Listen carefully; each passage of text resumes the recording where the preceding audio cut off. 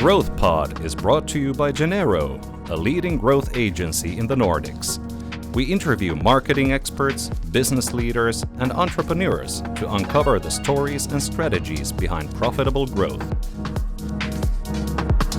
Kim, welcome to the show. It's my pleasure, as always.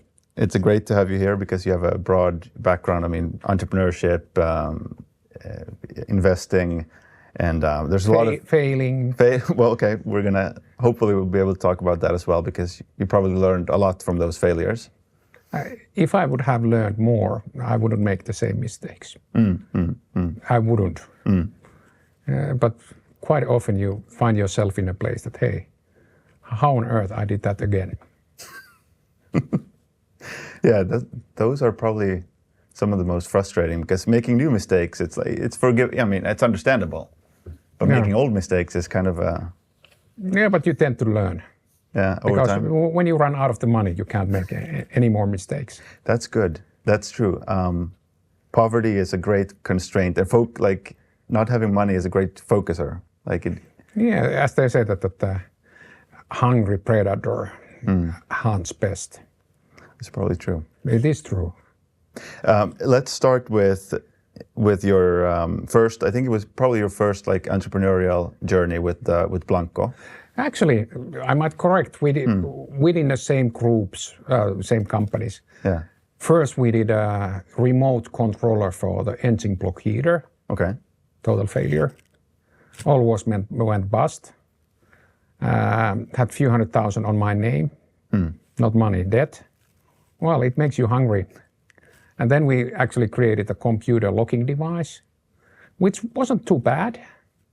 But then we sold it to someone else that they could carry on that line of business. And then we went to Blancco, which was a data erasure. Okay.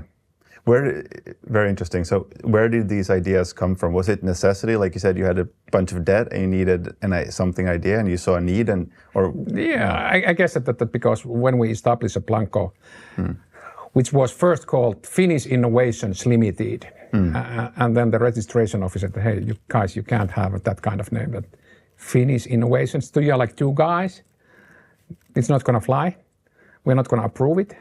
Guess what happened next? We actually kind of diminished our goals. So instead of Finnish innovations, we became Karelian innovations with C instead of K. And then they said, it's okay. And we started working under the name Karelian Innovations. We made this engine block heater, or remote control for engine block heaters for the cars. Then we had this computer locking device. And then we slid to the exciting world of the data erasure. And data erasure is the dullest thing on earth. It's almost as exciting as looking when paint dries on a wall. Not exactly as interesting, but almost as interesting. And then we came number one in the world.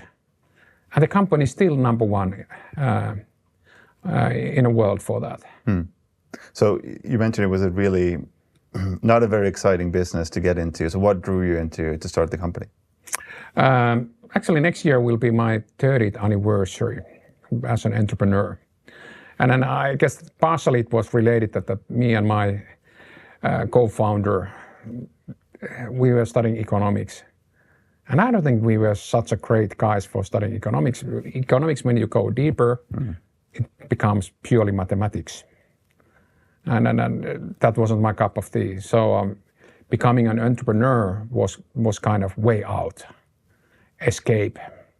And then we started to do different things. And then we split with my co-founder because he said that we should be more like R&D house, that we have an idea after an idea after another and another and another. And I was like, hey, there's something here in data erasure. Let's erase everything on Earth. And then the journey started. And I just went, it is fairly long time when it now came 10 years when I left Blancco in 2015.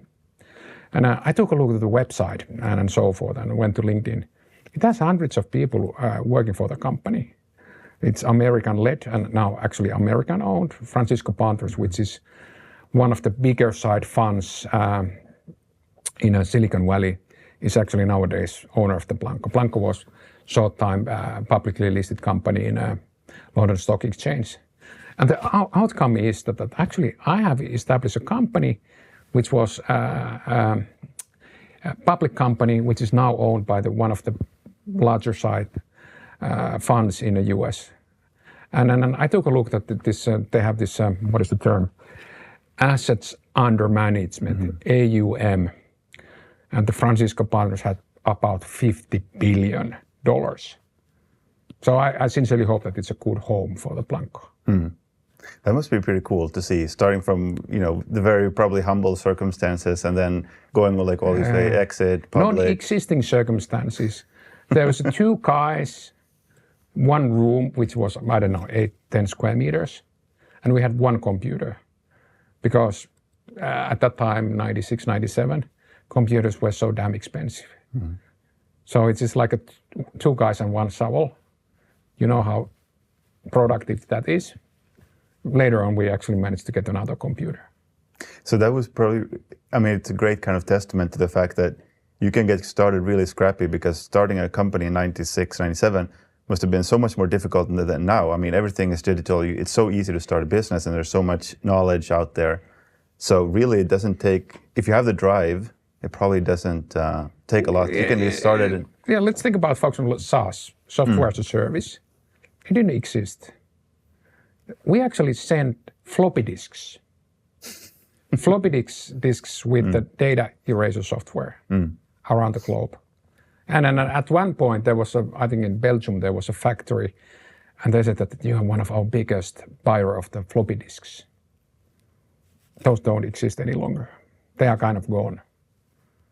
And it just shows that technology change has been drastic. The internet was there, but was it really there? Because bandwidths were fairly narrow. You couldn't stream 4K movies or something like that. When we had our home offices, that we had modems. Then we had ASDL and so forth, step by step. And now there's hundreds of people working in one single company for the making digital storage, reuse and so forth more safe by erasing the data. So I guess that I should be kind of proud of that. But I'm not that much proud. I was paid, and that's even better. Better to be paid than proud. Yeah. So what was your role in the company? Were you focused on sales and business development, or? I have done everything else except done coding. I've never been coder, but I have been testing the product, I've been selling the product, I've been writing the marketing materials, and then again done a lot of sales. And when you establish a company, it's about sales. You have to sell the company to the people who fund it. At the time, now we have in Finland alone, 70 different funds. At the time there was few, handful of the of companies which you could actually go and beg money for. And then now new ones are emerging on a weekly basis almost. And then at that time it was a bit more difficult. And then there was an interesting thing that we came from out of Joensuu. And the first few years, people kept asking that, hey, how come you can be a software company out of Joensuu? Nobody comes from there. And I asked from them that, hey, are you asking the same question from people from Oulu? That hey, how on earth you can come from Oulu? Oulu had a Nokia campus and infrastructure and subcontracts and so forth. It was much more common there. Nobody asked today that if you come, for example, Kajaani. Kajaani has actually some superb gaming companies. So I have had, nobody says that, hey, how on earth you are from Kajaani? Because, hey, there's a thing called internet.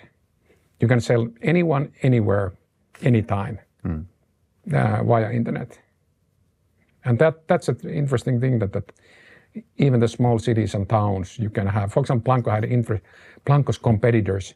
They were not from the Tokyo or New York or Silicon Valley. They were from really strange places from the US East Coast or rural Germany or so forth. Interesting. So you exited the company, I think it was in 2014? Yeah, and then I had always had a dream to work for the publicly listed company.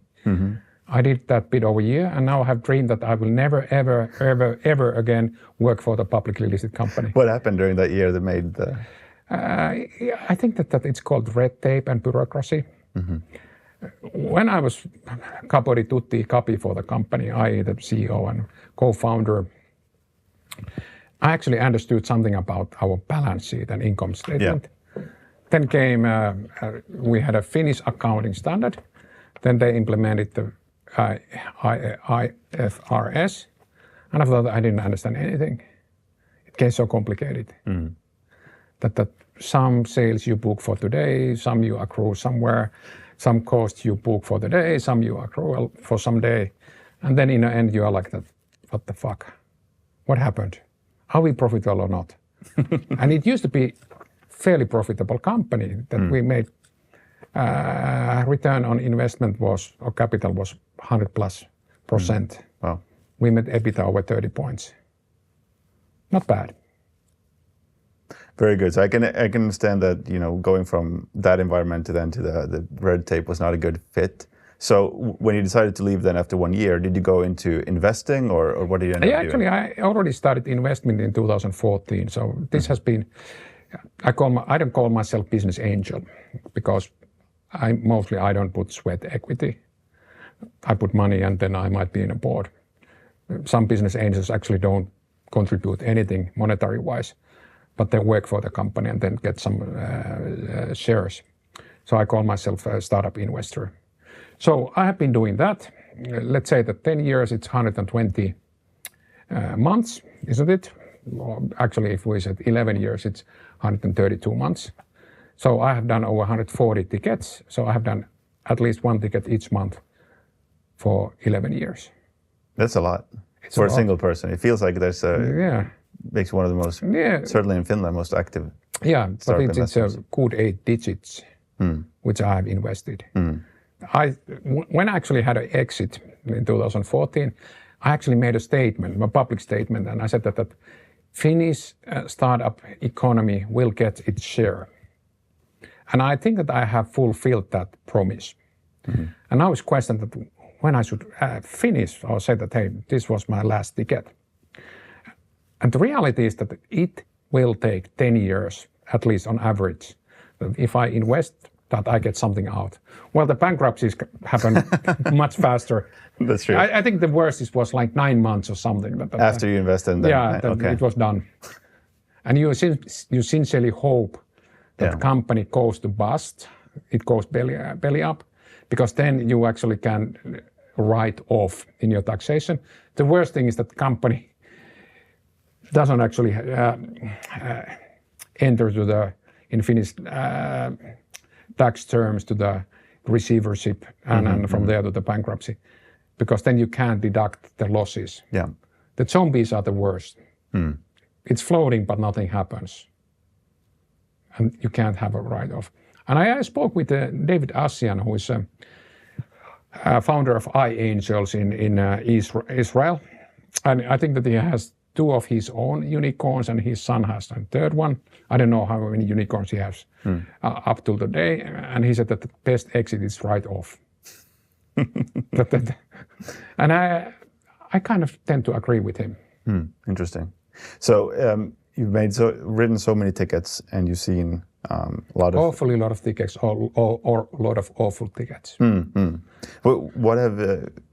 Was there anything that you went in, when you first started angel investing, was there something that you believed that turned out to be completely wrong or something that maybe you were vindicated, like this was... I have learned, if this would be my lesson to anyone who considers startup investing or angel investment, this is an index game.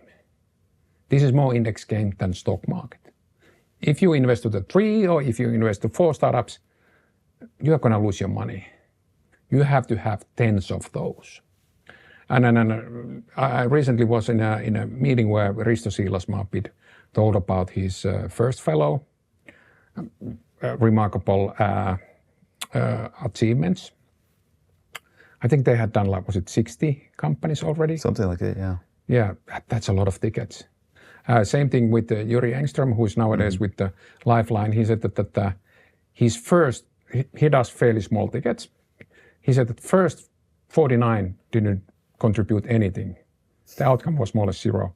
And then the 50th was like 100x. And then it made sense. Mm-hmm. So if you consider going for the startup investments, you have to do a lot of tickets. And what I learned in the past, I did it that I put in big ticket. And then the company didn't do that well. I started to put small tickets in order to try to save the company. And in most cases, I was the only one or some of the few who actually invested the company, which was complete stupidness. Nowadays, I do in such a way that I put small ticket, let's say 50K or 100K, 70K, I go in. And next round, I might put 200K. In the past, I did it in the wrong way. And then Andrei Mihailovich, who is actually business angel of the year in Europe, he stated in one meeting following that if you have just 5 million, was his open, if you have just 5 million to invest to startups, invest 30 times 100K, which is 3 million, and then you put the remaining 2 million to one company. As a follow-on investment. Yeah, follow-on, that you follow up. I said that if you just have I'm not the guy who says that if you have just 5 million. Andre makes, I don't know, mega millions each year. But you can apply the same principle. For example, if you have just 50K, you should put 30 times 1,000 and remaining 20K to one company. It's actually really difficult to get in any company with 1,000. It's normally the minimum ticket is for example 10K or 5K. Yeah. And then I would tend to say that if you have 5 million, 30 companies, 100K, then 1 to 2 companies, the remaining 2. I think. And then when it comes to Risto Siilasmaa, I said that this is an index and that this is just a probability game. And Risto said, kind of guided me. He's more experienced, of course, much more successful. He said that, but in this particular game, you actually can't affect probability matrix by choosing the companies well. I think you make a good case that this is something, I mean, you have to have a huge spread, because you take someone like you mentioned the example with Juri, who's a very successful, I mean, he's very good at picking these companies and he has great deal flow. 49 complete waste of time and effort. For someone who's at the top, like he has great deal flow, great judgment. So if someone goes into angel investing and doesn't have that, then they may have the first 70 be bad, potentially. So I mean, does it make sense for? Does angel investing make sense for most people? I mean, it seems like it's a very hard. Yeah, but if you're going to do angel investment, you have to hang around with right people. And I'll give a practical example. Ari Korhonen, who is one of the founding fathers of the FIBAN Finnish Business Angel Network, he gave me a call and said, "Hey, Kim, I want you to do this company." And I said, "Okay, send me the deck and papers and so forth." It was actually a company which had been around quite a bit. And I take a look at the balance sheet and I said, no fucking way, this company is going bust. I don't want to have anything to do with this company. But he had some persistence. And I said, hey, could you please, we just have selected new CEO, and could you please talk with him? And because I'm such a flexible person, I said, okay, I'll talk with the Simo. And then started the journey that the company, which was more or less about to go bust and didn't have a right strategy and so forth. In the end, we had a exit. I think mine was something between 13 and 15x. And then when I had invested the 250K, so I got like a 3 million back. And then when I first took a look, I was like, no way. But I was hanging around with the right people. And Ari was, in this case, the right person. I said, hey, have some faith and so forth. And in the end, we had an exit, but there was none of the original founders was any longer shareholder. And then the CEO was like professional leader or professional manager, like a hired gun. And that taught me that it doesn't matter who has found a company, that in the end, the company has to just perform well.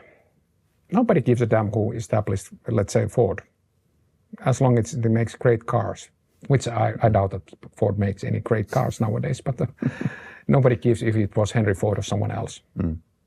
So, to that point, what are the factors when you're considering making an investment? There's probably companies and investment cases probably look very, very different cap tables and different origin stories and different issues. What are the things that you like to see or maybe need to see in order to I think it's 2 or 3 things which I sincerely hope that I have learned. One is that whatever market this company is going after, total addressable market or whatever you call it, it has to be large enough. And I once had a discussion with melatonin, which helps you to sleep. And there was an entrepreneur, and we started to calculate together what is the total market for the Finland. It was fairly small, let's say 20 million euros. It can be a great market for entrepreneur, but it's never a market where someone who's doing professional investments at. For example, me getting let's say paying 200K and getting 10% of the company, that getting my money back at least threefold is more or less impossible. That total addressable market should be big enough, that there's a room to grow for the growth and so forth. And I'm partially working for Evli Growth Partners. And there I see more or less on a weekly basis, I see this, this kind of circles without this. So this is total addressable market, and this is the market which we go after. And I tend to think that for us, it has to be billions, the market size, that we will get excited. But me as a startup investor, or as I said, I don't call myself a business angel, but a business angel, it should be hundreds of millions. Because you need an exit. This is not a hobby. And this is not social welfare. We do this, first of all, of course, there has to be a real problem for someone which we solve with that company. But at the end of the day, I want my money back. And I'm like Margaret Thatcher in an EU meeting, that European Community meeting, that she had her purse and she was like saying that, her back, and she was saying, I want my money back. Eventually I want my money back. But I'm not in a hurry. And this is the thing that what separates like professional funds and startup or business angels. The latter ones are not in a hurry. We don't have to return the money back to LPs on a certain day. And basically most of the funds are 10 plus 1 year. That they collect the money, they invest it in 5 years, there's 4 to 5 years to grow, and then you should liquidate your ownership. And then you can beg from your LPs, limited partners, can we have a 1 year and 1 year? I can whenever say that, hey, I will stop doing this. And now I'm 53, and this is the interesting question. It always takes 10 years for the good companies, for the exit. Any investment I do this, I will be over 60. And I had a discussion with Jussi Heinilä, and I said, does it really make any sense that I keep doing this, repeating the same mistake, investing to the young companies, that I'm already 53? And then he replied something like, hey, I'm 67, I just made another one. So Jussi will be in his 80s when he gets his money out of that investment, if ever.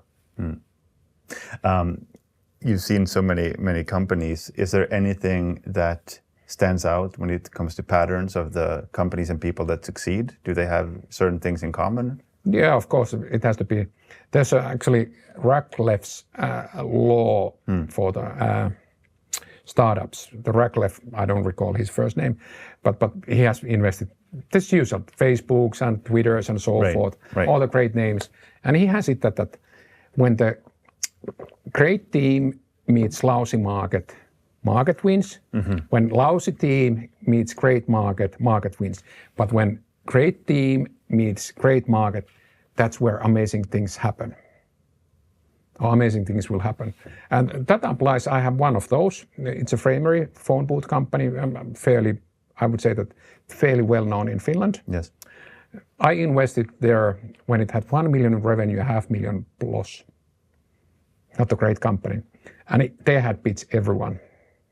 And then Mikko Kuitunen, founder of the Vincent, said, hey, could you please listen to this story that Mikko had his own incentive because he was a shareholder there and the company was about to run out of the money.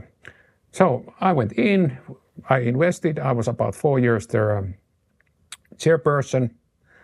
The company was 1 million, 5 million, 16 million, I think 39 million. Then it came 65 million. And today, it's over 200 million.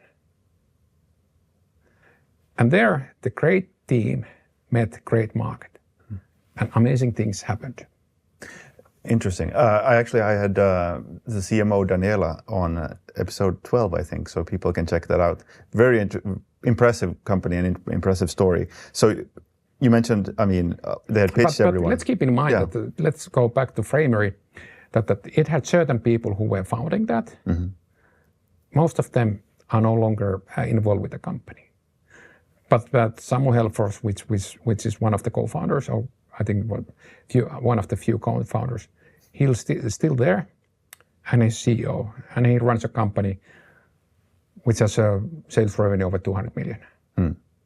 That's a great scaling story. That somebody scales from the more or less nothing to that.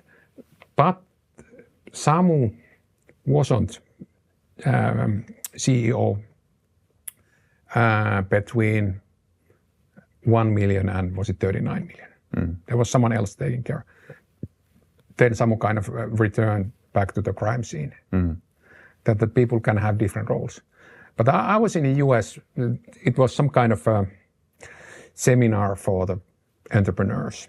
And there was some guru, because in US you have these people who tell you what's cooking. And the guy said that, hey, there's a $1 million company management. There's a $10 million company management. There's a $100 million company management. And there's a $1 billion company management. But those are not the same people. He stated. And then someone from the audience, there was hundreds of us, and said, what about us entrepreneurs? He was, try to hang on. That it's a different thing of being a CEO and owner, a different thing of being a CEO and a founder or entrepreneur. And then we have really great Finnish family businesses or family-run companies. Rarely the best ones have someone from the family running the business. They always have a professional management. They have a professional board and so forth. And there are people who are great owners, but they are not involved with the daily management and the leadership and so forth.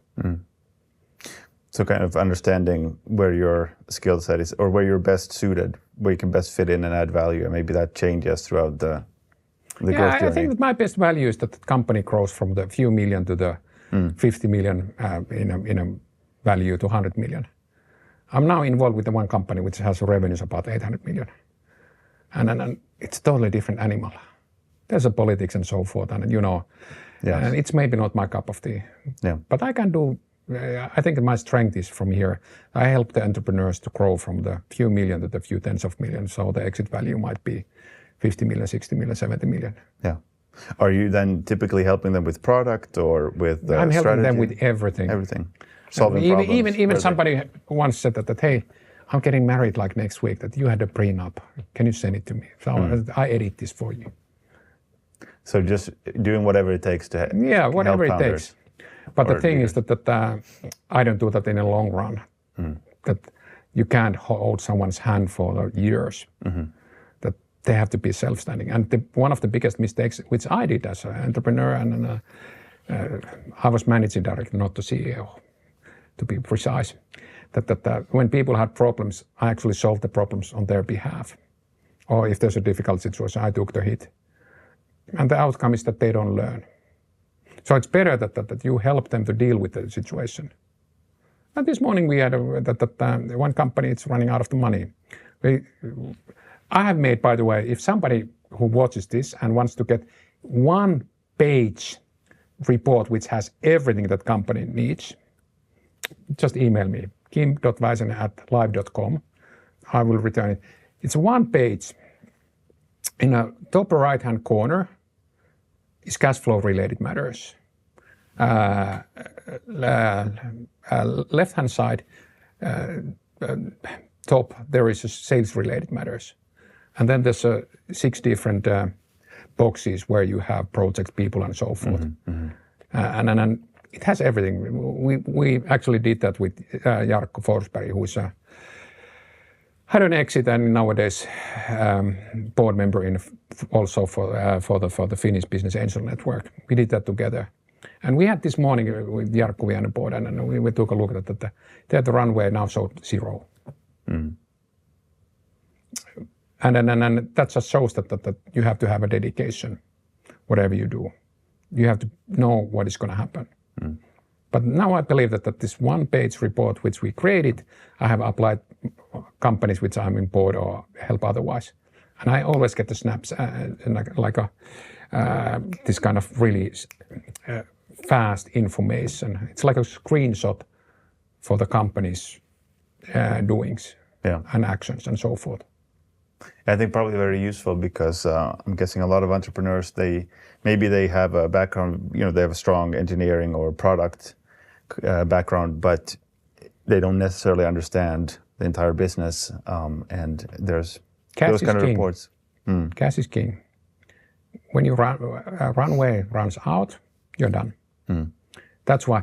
And the thing is that when it comes to income statement and balance sheet, you can manipulate everything. Sure. You can manipulate it. There are so many different ways of showing same thing. But one thing which you can't manipulate is that how much money funds you have at your bank account. How much money you have next month. Everything else you can kind of represent showing it that way, that it looks better than it is, that it looks worse than it is.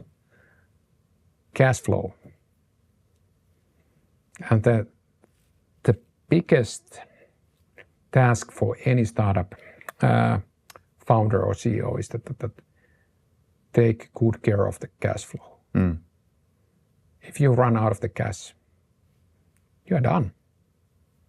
Do you find that it's when it comes to startup founders that it's difficult for people to combine both this, like you have this kind of visionary perspective on what you're trying to build and how the market's going to develop, but also you have to pay very close attention to day, not running out of cash and putting out fires. Is it difficult for the same, or do you need different people? I would like to quote Risto Siilasmaa. He gave this presentation recently for the people who have, actually it's called, it's like a discussion society. Anyway, people who, like-minded people talk. He said that he has this, that observe, analyze, act. He said that there's a lot of Finnish CEOs and managing directors, people who run their companies and have fun. They are great of noticing things and they're great analyzing. They are lacking one skill, and it's the acting part. And that's the thing is that you can't be successful any business if you just observe and analyze. Analysis paralyzes, that you overanalyze, but you never act. And then I have read quite a few business-related books. I have actually stopped doing that because I can summarize every book to 3 words. All the world bestseller business books. It's do something different. More or less, the content for every book, do something different. And then I told my friend, who is actually a professional board member as well as CEO, has been CEO for many VC-funded companies. And he said that well, I don't like your summary. It's too vague and too long. And I said, get out of here, that this is thousands of pages. I give you 3 words and you say that it's too soft and too vague. And he said that, well, I have noticed that 1 word is enough, do. Fair enough. And in many cases, do is enough. And then you have to remember that hope is not a strategy. When you're running out of the cash, or you're more or less your runway is ending, hope is not a strategy. Doing things is strategy. You do whatever. And that's the best thing in the startups, that the startups actually do not have nothing to lose. So it's called pivoting or whatever it's called, that you can fairly fast change course, something different. And the same thing happened when I was an entrepreneur, that we had several business models. We knew that we want to do data erasure, getting rid of data destruction, whatever you call it. And then at some point, we were that it's distributors will do it. Someone will sell the software for us. Then we had it that it's a value-added resellers, whatever.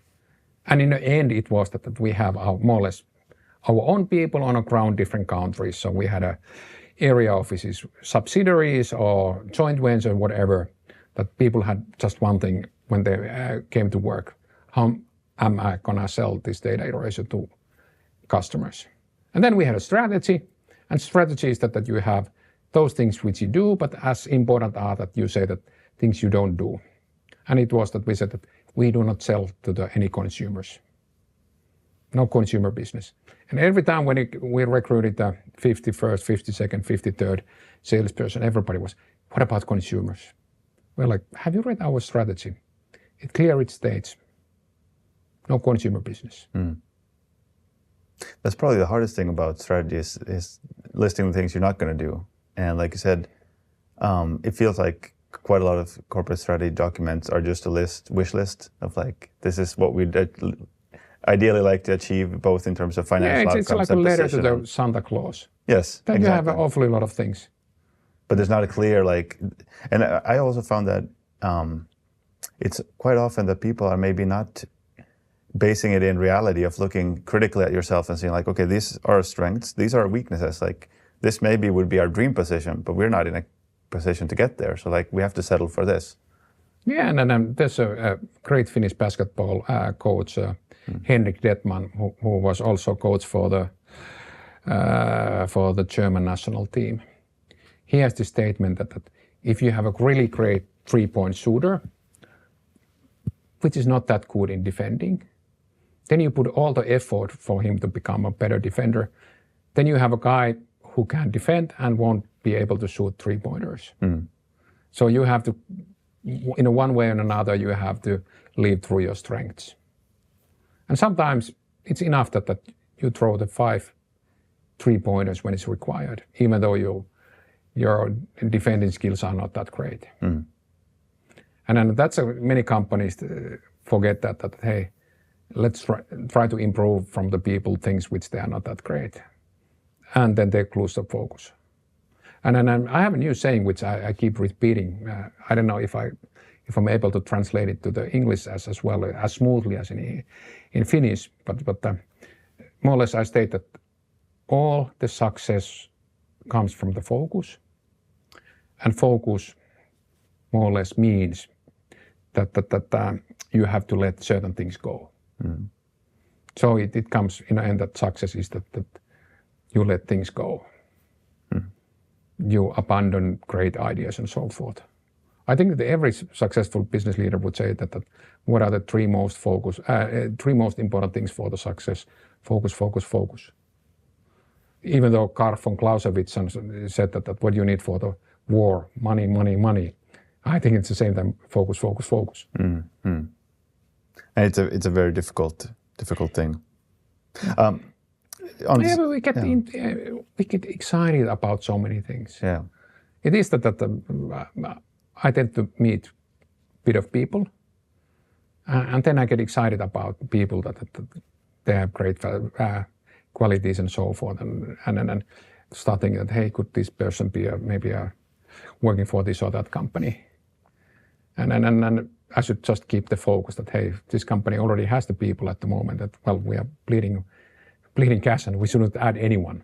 Focus, focus, focus. Before we move on to another topic, on topic of investing, you've been part of the Finnish version of Shark Tank on TV. Yeah. How is it in reality, compared to what we see on TV? Is it, you have these people pitching and then you make the investments, or? Yeah, we do not know anything about the companies. There's one difference that nowadays we are told first names of the people beforehand, because I fucked it up a few times. I called Tommy or Nina Tina, and it was like that. Now we will have this and that person. But it is that the doors open, we don't know anything. Of course, it's strongly edited. That you might get the 5 minutes TV time, but actually we discussed 40 minutes. But so it's still, you have like 40 minutes, you know nothing beforehand, 40 minutes to decide if you're going to invest or not. Yeah, sometimes you fold your cards fairly fast. I think it wasn't this season, last season, we got rid of someone within 8 minutes. It was such a bad company. And I think the second worst after that is maybe 15 minutes. But it was painful, that somebody's so lousy, which they should master, that 8 minutes was a mercy kill. Okay, that must have been an interesting experience to go doing that. So, I mean, with the cameras on. I've done it now 3 seasons, so what is that, 150 companies or so? Wow. And I actually have invested few. There's actually internationally or globally, there's a 60-40 rule that after it's like a letter of intent, which we kind of mentally sign, that I want to work with this company. 60% we actually do deal with. Yeah. The 40%, they have lied, for example. They failed to mention something which is essential. Yeah. Some of them just come for the exposure. And then they said, hey, I got my 15 minutes of fame. Kim, I don't need you. Fair enough. And sometimes it is that there's no match. But 60% are done. And then this season, for example, I always said, I don't do consumer goods. And then I ended up investing a Hetkinen, which creates a sense. And it has been, in a way, pleasant journey. So, we have worked, I don't know, a bit over 6 months together. But the founder has been receiving fairly well what I have tried to teach or guide. I want to jump to another topic which I think is close to your heart, which is sales. And one thing I heard you say on another podcast is you really, really disagree with the belief that a great product will sell itself. So it never sells itself. Why is sales so critical? Which one you want me with the answer first, because it's going to take 15 minutes each. Whichever you want. Yeah, the world is full of great products. I'm not sure if you use Pinterest, but the thing is that time to time I come like I have an idea. For example, when I do some home decoration or so forth, and I go there and I write a script, and there comes tens and tens and tens great products just for that need which I have. And which one I end up choosing? Most cases it might be the stars. It has 4.6 stars and the other has 4.3. I go with the flow.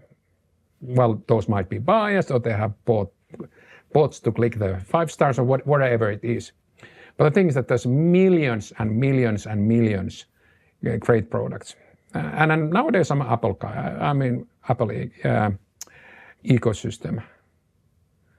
And quite a few people agree with me that Apple has some great products. And yet they put billions and billions for the advertising, selling, and so forth. Because the great product doesn't sell itself. That's why we need to. And then the reality is that the internet has changed the game. That there's a thing called customer acquisition cost. That some companies are mathematical games. That they count that each customer we acquire cost this much. So we can put this many euros per month for the different kind of social media and Google and whatever it is, advertising, and it creates us this many number of customers, and we have this margin and so forth. Oh, it might be, I really like the B2B SaaS, that you have to call and visit and so forth. But for example, this Mirador, the company which I mentioned, which Ari Korhonen brought to me, and we had a fairly decent exit. There it was freemium, that you got something free, we got the leads, then we try to contact them, expand it, the customer usage and so forth. But I would claim that no product sells itself nowadays. I don't think it has ever done it. I think that the ancient Romans, they were already sellers, because we know that there were people who were sellers. And then some technology-minded people neglect the role of the sales. And then that's a really dangerous path. It's like shooting yourself. Hey, this will sell itself. It won't.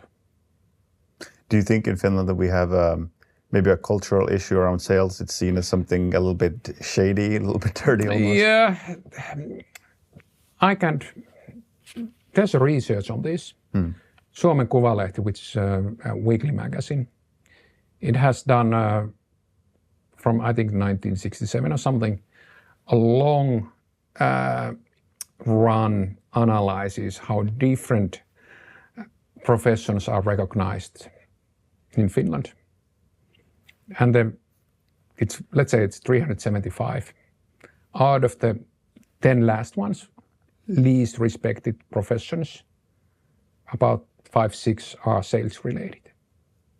And I wouldn't claim that Finland has a too open mind for the, let's say, Muslim community or Islam religion.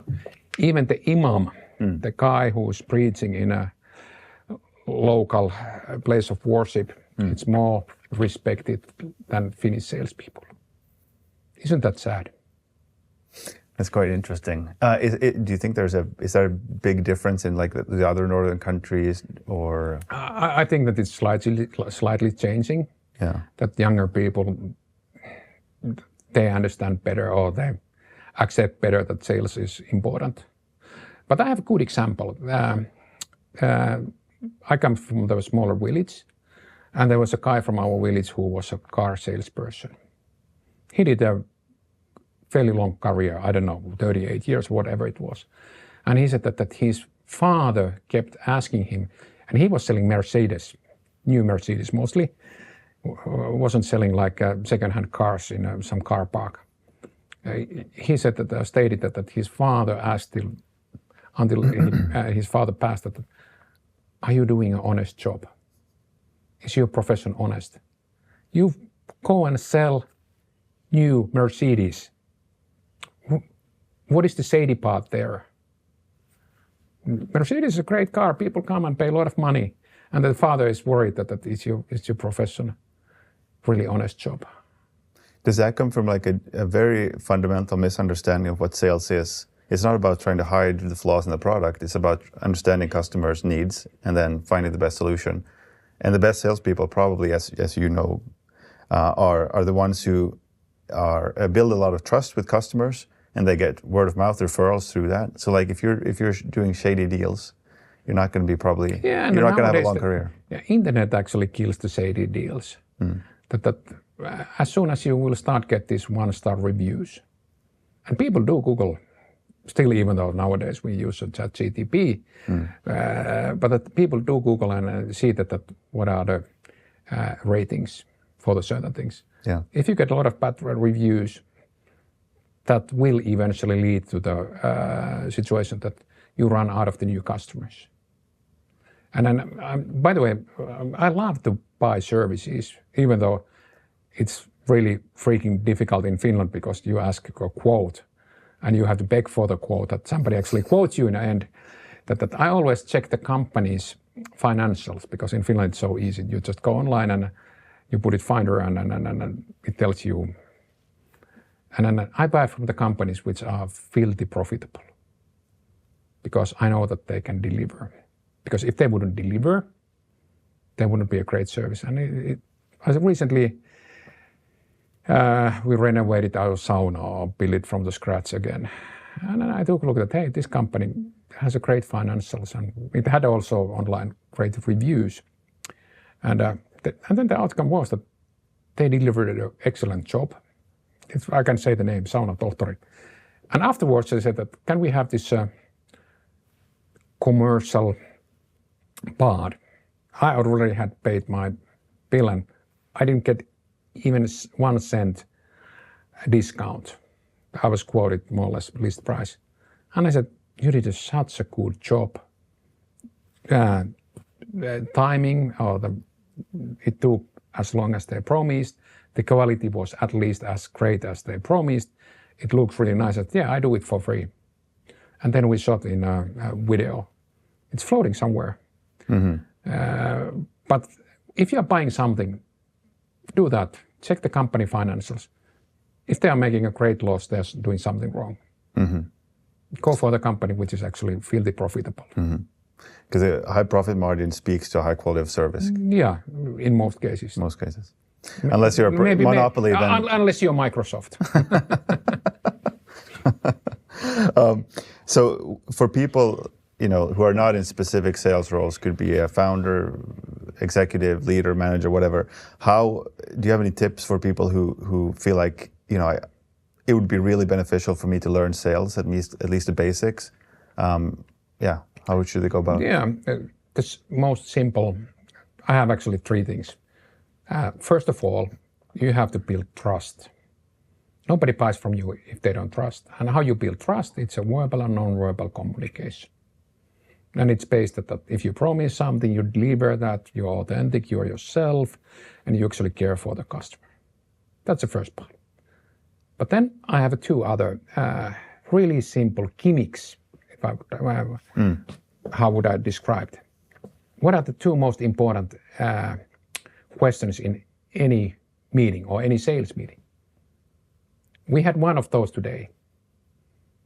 Can you recall what you asked or we discussed? How much we have time. Any sales meeting, the most important question is at the beginning, how much we have time. Because it might have that you have booked for an hour, the guy actually has changed his plans, and said, unfortunately, I can do 30 minutes. So then you have to adjust that in 30 minutes you can communicate and you can ask the questions. And at the end of the meeting is the second more important question is who decides? Who makes the decision?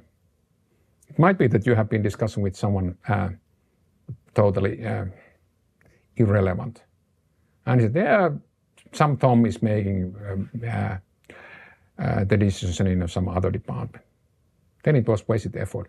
So it also tells that you didn't do your homework, that you actually met with the wrong person. And the third, when I hear that, this is an abbreviation. It's a BAB. In order to close any business, you have to be able to sell the benefits. That it's a great product. It solves some problem with the potential customer has. First B. Then is A, authority again. Who decides?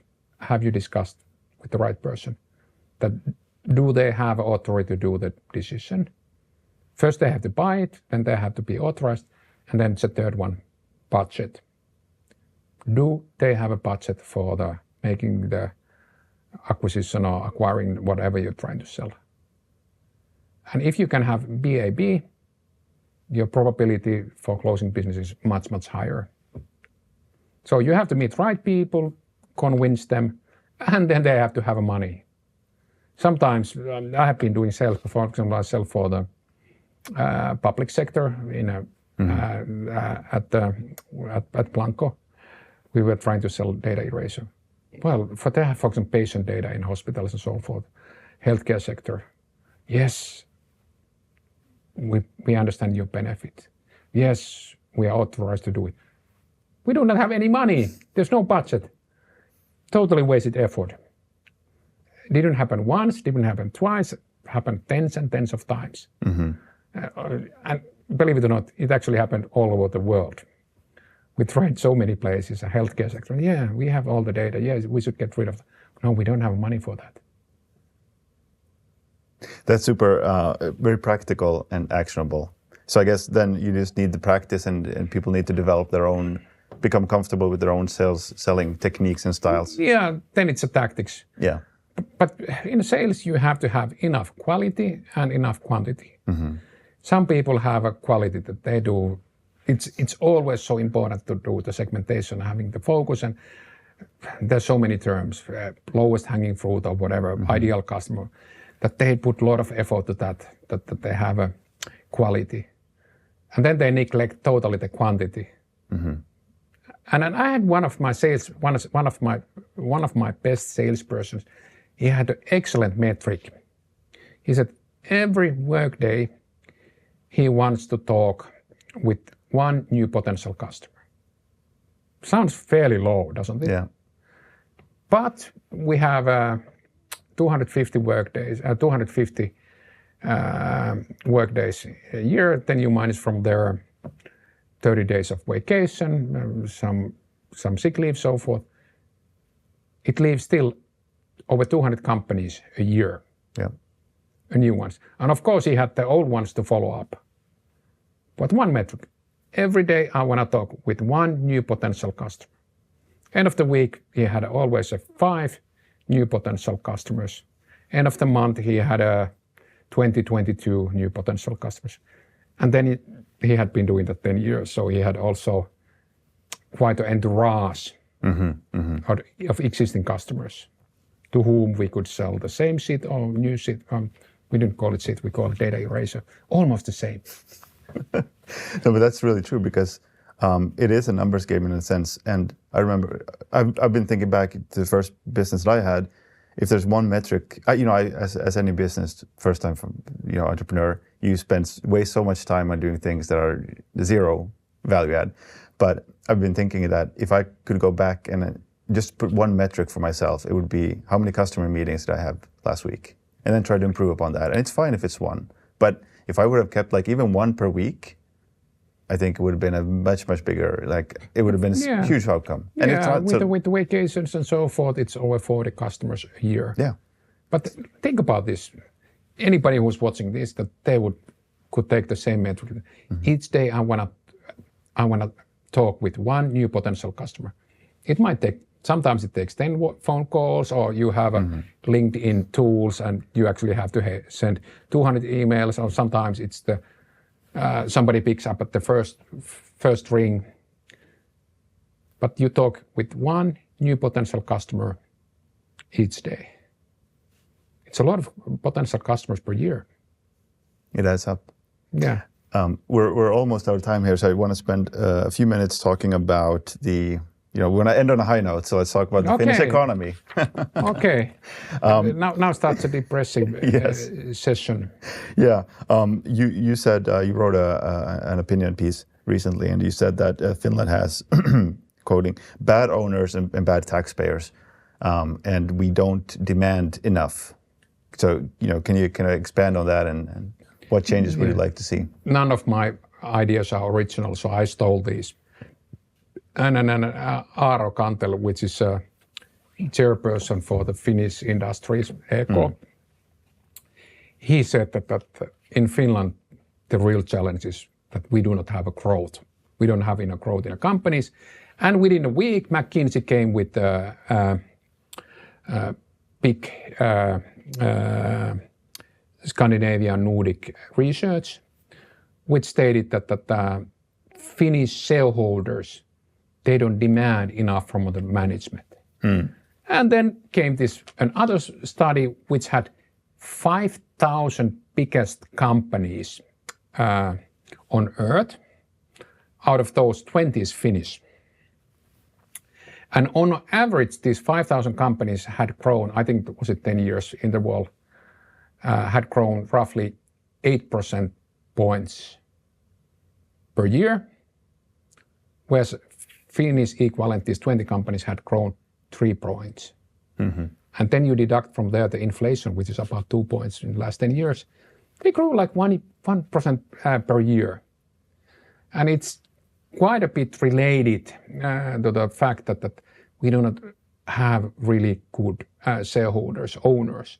They don't demand enough from their leaders. And this is what McKinsey said, this is what Aro Kantel said, that we are too kind.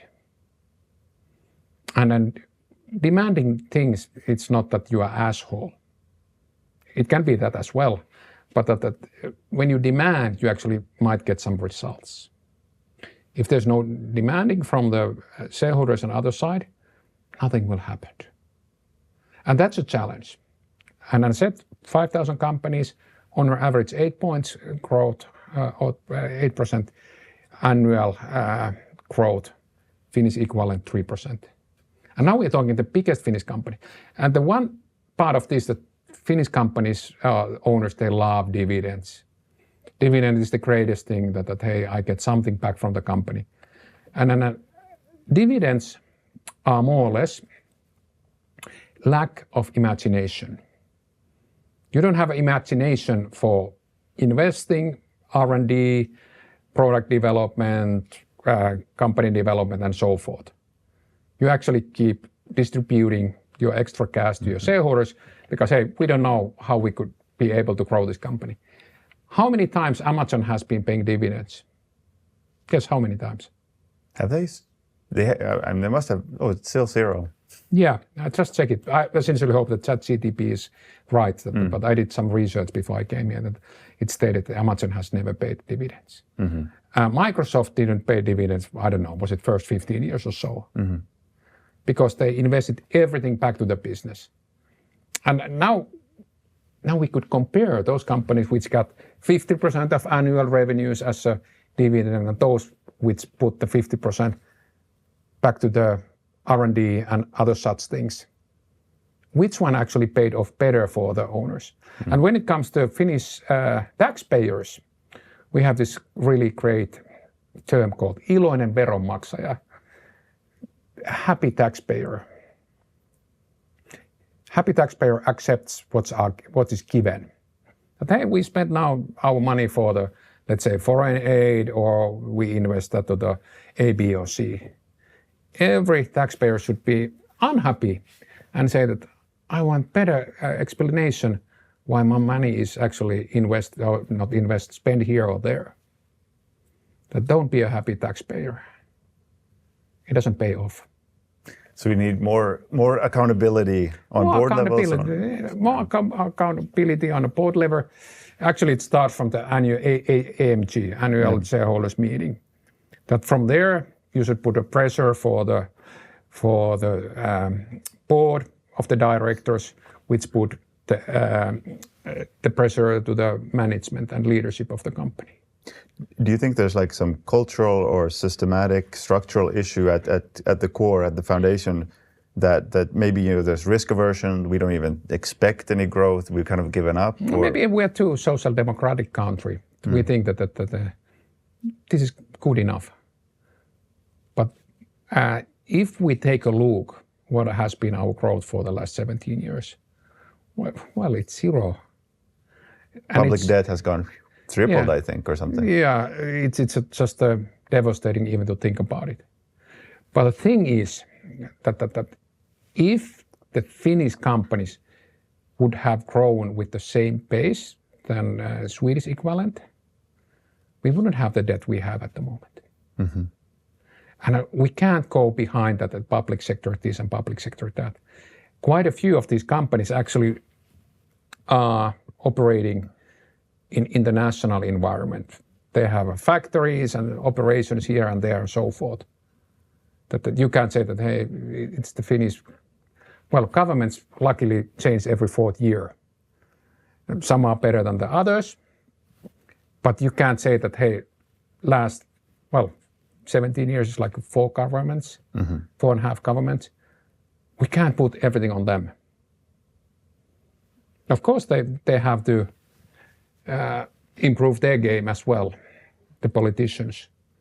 But we, owners of the companies, shareholders, investors, we have to demand more. And I mean, as well, I would like to state that all the companies which I'm involved with, none of those is actually planning for the diminishing returns or diminishing growth. Everybody want to grow because they know that when you grow, you have more opportunities. And that's the best thing about growth. Growth itself is a really silly target. But what growth brings, it brings you great colleagues, new opportunities, more interesting challenges and so forth. That's the best part.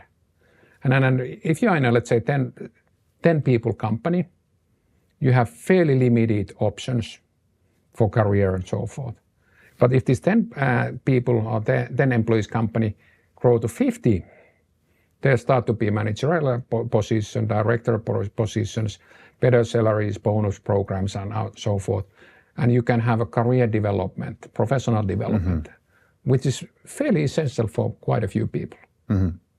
Maybe that's one thing that we have forgotten or maybe never understood in Finland is what you just mentioned, all the benefits that come from growth. Growth is not a goal in and of itself, but it creates all these opportunities in companies, in society, and maybe we've forgotten that. Yeah, and there was luckily we got rid of that we had this degrowth ideas. Now, after 1.5 decades of no growth, nobody says that, hey, degrowth is what we actually is required in Finland. Yeah. Because degrowth is more or less, implication of degrowth is that then you have to start deciding whose cancer we will operate, whose kids we will educate, are we going to secure our borders, that kind of things. It gets ugly very fast. Yeah, but I would like to state that Finland still have a fairly okay educated population, and we haven't seen everything yet. There are enormous number of the opportunities, new companies, new scale-ups, maybe new unicorns and so forth. Yeah, let's absolutely hope for that. And I think, your message about demanding more, I think that's really good. That's something that I at least have not really heard in this conversation. And I think it's a good reminder, even if you're thinking of specific single companies, that demanding more will probably produce better results. And it's actually, it's a kindness, an act of kindness. Yeah, in a sense. if 20 biggest Finnish companies have in the last 10 years grown roughly 3% per year, that's a miserable failure. A miserable failure. Yeah. We should demand more. I agree. Yeah, I'm going to do my part. Don't worry. That's good. Kim, thanks a lot for taking time to come on the show, and thanks for sharing all your learnings, failures, and wins. So I wish you the best of luck. Wish you hope the portfolio succeeds. If anybody needs that one-page reporting, I will provide it. I'm going to also put your email in the show notes, in the comments, so people can. I hope people actually reach out. That would be cool. Absolutely. Thank you so much. Pleasure was mine. Thank you. Thank you for listening. You can find all episodes of The Growth Pod on Spotify, YouTube, and Apple Podcasts.